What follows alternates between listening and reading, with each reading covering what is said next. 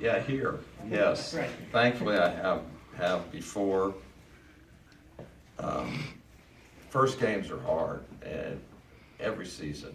I think most head coaches dread the first game because you kind of feel like you know where your starting point is, but you really don't until you get out with the lights, with the fans, against another team that doesn't know what you're doing, and so there's always a lot of anxiety going into the first game. Probably more for me this time than most, just because of the circumstances. But really pleased, really excited. I thought our guys were really fun to watch, at least from my perspective. I thought they played so hard, scrapped, chased balls, helped each other, talked to each other, shared the ball. Obviously we make mistakes, but I mean, we're going to make a lot of mistakes early in the year. But I was just so pleased and happy the way they responded to all the things that they've been through over the last month and a half. What were your expectations for this game, and how did the team match up to them? I don't know if the expectation is the right word. My hope was that we would just play incredibly hard, number one, and play passionately in the game and not take a possession or a minute for granted. I just think that's the way you need to play the game. That's college basketball. You play it with your whole heart. So my hope was that's what we would see, and that's what I felt. And my other hope or expectation was we would be very, very unselfish and a small concern, not a big concern, because I have a lot of faith in these players.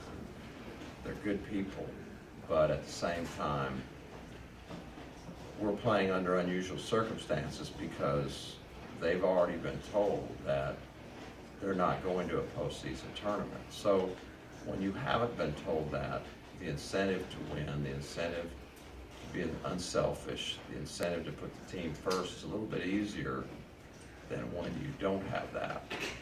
And I think it's a tribute to their character that, to me, that team played like a team that is trying to prove themselves that they should be playing in postseason championship tournaments and things like that. And I really appreciate them for that, and it kind of shows what type of people they are.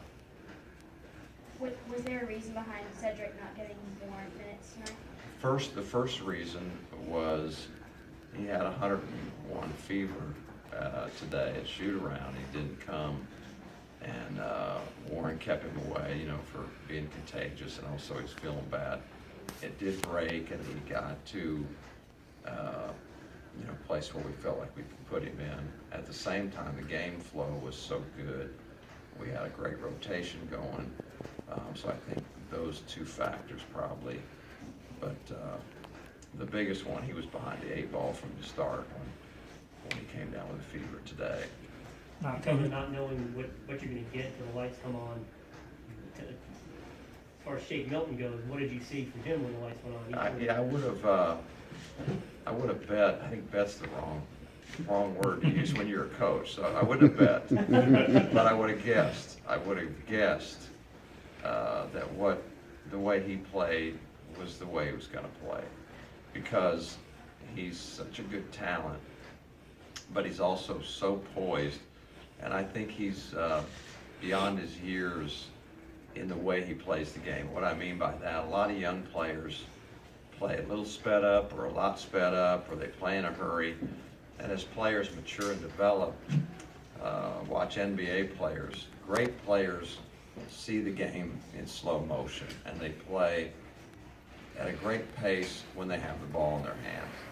And he's only a freshman, and he already does that on a daily basis. We saw that really from day one when he was here. And he also has an unusually high basketball IQ for a freshman. We're asking him to do something that's very, very difficult for anyone to walk into a college basketball situation and learn 2 positions. It's almost a taboo. It's almost something you never want to do, but we're asking him to do it, and he is bright enough to do it. And I'm telling you, it's not easy, because there's so much information being thrown at you just for your one position, let alone for both positions. And he's handled that terrifically. You feel like you could put him anywhere, but I was happy for him. He deserved the type of night that he had tonight. Not sure he'll always shoot the ball that well, but who knows, maybe, because he is an outstanding shooter. You lost a couple big men from last year. Then Kennedy goes out 2 fouls really quick.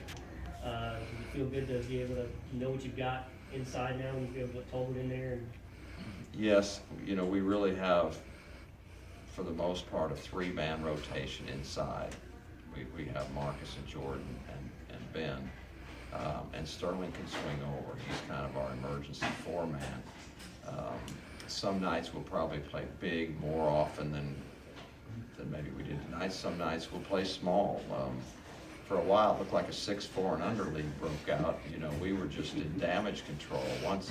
Once Marcus got the 2 early, if I'm not mistaken, then Jordan got his 2, and if I'm not mistaken, then Ben got 2 in the first half. And I think we went to 6-4 and under. And one thing that's I've been worried about for a long time, and it played out tonight, and I think it's going to play out a lot more, and I watched last night, and it's playing out across the country. A lot of fans don't realize, but there are mandates for the officials to call this game differently this year than maybe ever in the past. This is not like we're going to emphasize it or we're just going to try to do this. These are mandates, and we're going to see a lot of fouling. They're trying to clean the game up, to have freedom of movement, to keep hands off people, to not be able to check a guy when he comes across the lane. There's a lot of things, habits, that college players have been just used to doing for years and years and years, and now they're not allowed. So there's going to be a period of adjustment, and it's not easy. Part of it's discipline, part of it's the way we practice, and part of it is just going to take a long time. And because of that, I think you're going to see the changing of defense slowly. It's a lot like when they put the 3-point line. If you guys remember, they put the 3-point line in slowly. You know, some teams would shoot 3 of them a game, and then some would more and more and more. And then all of a sudden, before you know it, a lot of teams are shooting a third of their shots from 3. It just evolved, and I think if the game continues to be called like it is right now, with the mandates and with the emphasis, I think you'll slowly see a change in the way people play defense. I think you'll see more zone. We played more zone, not by design in any way, shape, or form, but I felt like during the game it was our best hope to keep our best players in the game. It was our best hope to not foul guys out. They played 4 very quick guards. We were having a hard time staying in front of them, and the way it's being called right now, you literally put a hand on them, it's a foul. So I think you're going to see that I think all coaches across the country are going to be making adjustments. I looked at box scores last night, and I'll tell you what, you better practice your free throw shooting, because there's a lot of people going to that line. Anything else? All right. Thanks. Thank you. Thanks, Coach.